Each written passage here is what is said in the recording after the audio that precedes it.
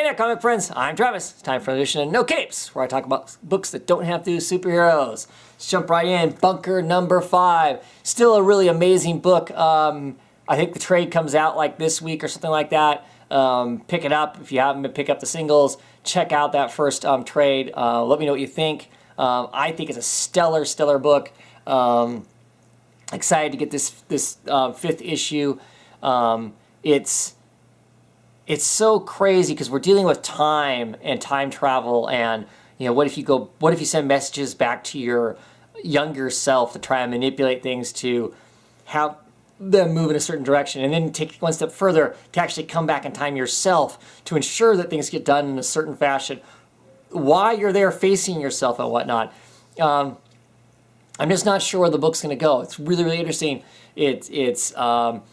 It's complicated and it's ugly, and these people's relationships it's all screwed up because of all this stuff, because they know these tragic events that are going to happen and stuff.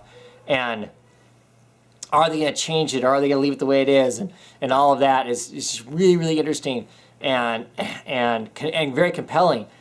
And of course, because of the whole time jump and time traveling type thing and whatnot, and all the supposed theories of you can't see yourself, or you can't really change time because you change time, obviously you'll never have that, or this will disappear, or whatever. So you don't know exactly what's going to happen. What route is the writer going to take, to do this book? And you just don't know. And the storytelling in this is fabulous. The style of art, this kind of chalked, painted art style that's used in it is just great. The coloring's great. It's just really compelling. Really compelling. As soon as I finish the issue, I'm like, dang, give me the next issue, because it's just a great book. I don't really want to go into any in depth on what's happening in any particular thing, because I don't want to wreck anything for anybody who might be getting out there and getting that trade that's coming out right now. But definitely, I would give it a shot if you can get your hands on a good copy of it. It's compelling, like I said. Lazarus, issue number 10. This is an interesting issue because we deal with the Carlisle kid that ran off. He goes to the, I want to say, the Hicks? The Hawk, who have like Manhattan and everything on the East Coast, basically Mississippi East. That family controls that. They're at war with the Carlisles. So we get kind of an interesting look at the Carlisles, the family that Forever works for, through the Hawk's eyes, and they are broadcasting all this stuff about how evil the Carlisles are, about they're killing women and children, about how they have rape camps and all this stuff. And of course this, Carlisle, who's running away because, of course, he's been pinned for the attempted murders of a bunch of people, a bunch of family members and stuff. And so he's going to be a turncoat and sell all this information. But we find out that information really isn't worth anything to them. They just want his body, basically, alive at this point anyway. And they're going to use that as a leverage against the Carlisles, it seems, in some sense, which we'll find out.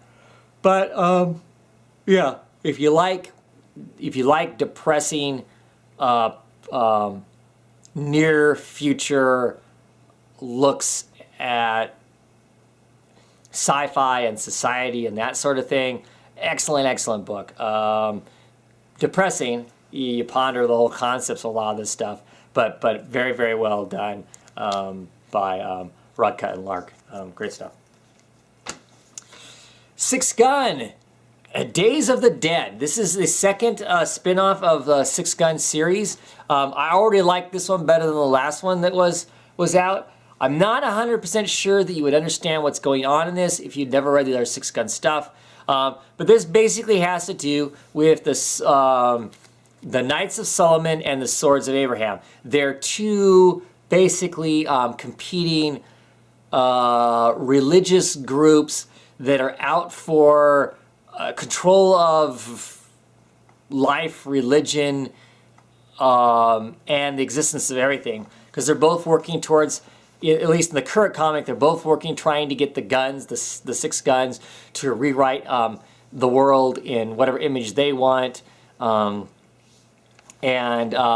This giant struggle between good and evil. And questionably, which group is good and which group is evil. We're basically told that the Sword of Abraham is the good guys. They're the devout Christians who seem to be doing God's work.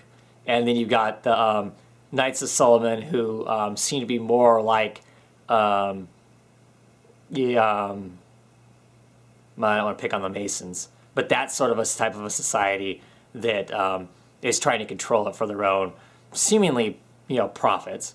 But there's a lot of gray area in there as to questioning as to who the good guys are, who the bad guys are, which is obviously why in the main story, one of the reasons why our main group that we're following don't 100% side with these guys and aren't just handing the guns over to them and that sort of stuff, because these people are kind of warped on their own concepts of what's good and bad. Anyway, really enjoyed this. Written by Cullen Bunn and Brian Hurt. This one is actually, the artwork is done by Mike Norton. It still definitely 100% has the feel of a Six Gun book. It doesn't have quite the caricature that Brian Hurt does, but 100% every character that's in this book that we've seen in the main title of the Six Gun is clearly recognizable. You immediately know who they are the second that you see those characters. You know them. You recognize them from the old, from the regular series. And how great could it be? It starts out with basically a quasi Moby Dick story at the beginning of it. So it has to be a great book, right? Right. And finally this time, we're talking Suicide Risk. This is issue number 16. Still a really interesting book. I think things are starting to come to a header. I don't know what the time frame is for this book as far as how long it's expected to last. If there is a set number, this is going to be 24 issues, or it's going to be however many issues it's going to be. It does feel like we're coming to somewhat of an ending here, though. The people behind the heavy manipulation have been kind of exposed, and they're busted open, so now they're trying to figure out how to fix and completely flush what's going on. Our main characters have gathered their forces together to try and fix the problem. Our main policeman is wandering around with a body right now. He's a ghost looking for a new body. Lots of interesting stuff happening. Still really enjoying this book. It's very interesting. Like I said, I feel like we're coming towards an ending. If the few of you who are reading this, if I'm wrong, let me know. If you think it's got a lot more story to be told out there, let me know. But to me, it feels like we're starting to wrap up. We've met the main conflicts, and some of them have been dealt with to some degree. What's going to happen going forward? Interesting stuff. Anyway, that's it. Only a few non-superhero books this week. Thanks for watching, and I will talk to you next week.